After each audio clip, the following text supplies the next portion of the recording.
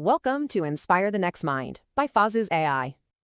You know, this idea right here is the key to everything we're about to explore. We've just been handed the most incredible paintbrush in history. The goal isn't to replace the artist, it's to see what amazing things the artist, you, can do with it. All right, let's dive in. For the longest time, AI has been all about analysis, describing the world as it already is. But just recently, something fundamental shifted. AI learned how to create. It found its creative spark. It's not just an analyst anymore, it's become a collaborator. So, what's the real difference here? Well, think of it like this. Analytical AI is kind of like a brilliant detective. It looks at a photo and says, yep, that's a cat. It finds answers in data that already exists. But generative AI? It's an inventor. It imagines that cat in a spacesuit, floating through the cosmos. It's the difference between having read every book ever written and actually writing a brand new one. Okay, so you might be wondering, why is this all happening right now? Why this sudden explosion? Well, it's basically a perfect storm. First, we had these huge breakthroughs in algorithms, these brilliant new ways for AI to learn. Then, we had the internet, which gave us a planet's worth of data, text, images, you name it, to train them on. And the final piece of the puzzle? We finally have the sheer computing power, thanks to things like GPUs and the cloud, to actually put it all together. These three things fed off each other, and boom, here we are. So how in the world does a machine actually learn to invent something new? How does it figure out the recipe for a poem or a painting? The math behind it is, well, it's intense, but the core ideas are actually pretty brilliant and surprisingly easy to grasp. So let's pull back the curtain on the magic trick. One of the big breakthroughs sounds like something straight out of a movie plot. It's called a GAN. And with GANs, you've got two AIs locked in this high-stakes game. One is the artist, it's a forger, trying to create a perfect fake. The other is the critic, an expert trying to spot the forgery. The artist gets better by trying to fool the critic, and the critic gets better by not being fooled. And after they play this game thousands and thousands of times, the artist becomes a true master, creating things that are just shockingly realistic. Now, let's talk about the engine that's really powering today's most incredible language models, transformers.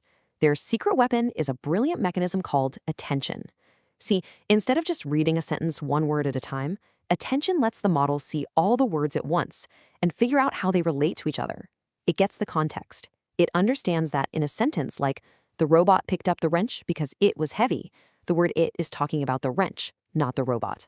That grasp of context, that's the whole ballgame. So we've got this incredibly powerful engine, right?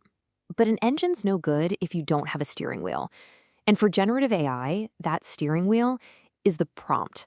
The quality of what you get out is directly tied to the quality of the instructions you put in. This isn't just typing anymore. It's a completely new and absolutely essential creative skill. So let's quickly break down what makes a great prompt. It's pretty straightforward. First, give it a clear task. Start with a verb like write or summarize. Second, give it context. What's the background info it needs to know? Third, give it a persona. Who should it be? A witty copywriter, a formal scientist? And finally, tell it the format. Do you want a bulleted list, a table? You master these four things and you're going to unlock some serious power.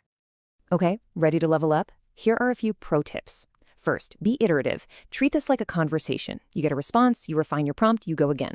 Second, and this is a big one, specificity is king. Vague prompts get you vague, boring results. Be as specific as you possibly can. And third, try few-shot prompting. Just give the AI a couple of examples of what you're looking for, and it'll catch on to the pattern instantly. It's a game changer. Okay, with all this immense new power, we have to talk about us, our role. Because as these tools get smarter and more capable, it brings up some really big questions about our own future and this new world we're all trying to figure out together. Let's just get it out there. This is the question on everybody's mind, right? The big one. And it really does deserve a straight, honest answer. Here's the most important thing to understand. AI is automating tasks, not entire jobs. It's taking care of the routine, repetitive stuff. And what that does is it actually makes the uniquely human skills more valuable than they have ever been, right? An AI can generate some code, but it doesn't have the vision for a whole new product. It can draft an email, but it can't build a real empathetic connection.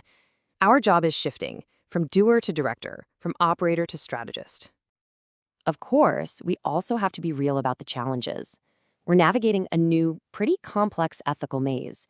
We're talking about misinformation, deepfakes, the fact that AIs can hallucinate and just confidently make stuff up. These are not small problems. They're serious, and we have to tackle them head on, especially the problem of making sure AI is factually accurate. So, how do we keep AI grounded in reality? Well, one of the smartest solutions is a technique called retrieval augmented generation, or just RAG for short. The idea is actually kind of genius in its simplicity. Before the AI even tries to answer your question, it first goes and retrieves facts from a trusted source, like your company's internal documents. It then augments your prompt with those facts, and then it generates an answer based on that verified info. It's like giving the AI an open book test, making sure its answers are based on truth, not just its own vast memory. So where is all this heading? What does the future look like? I'll tell you what it's not. It's not a story about us being replaced. It's a story about collaboration. We are standing on the edge of the most powerful partnership in the history of humanity. And the next frontier is the AI agent. Now, this is a huge leap.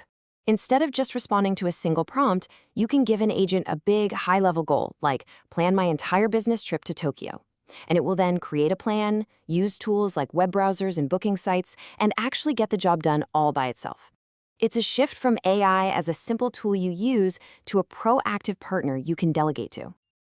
And that brings us right back to our core idea. This whole revolution, it isn't a competition. It's not human versus machine. It's human with machine.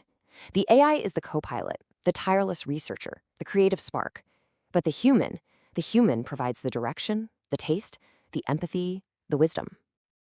You know, when you really think about it, the most profound awakening happening right now isn't inside a computer chip.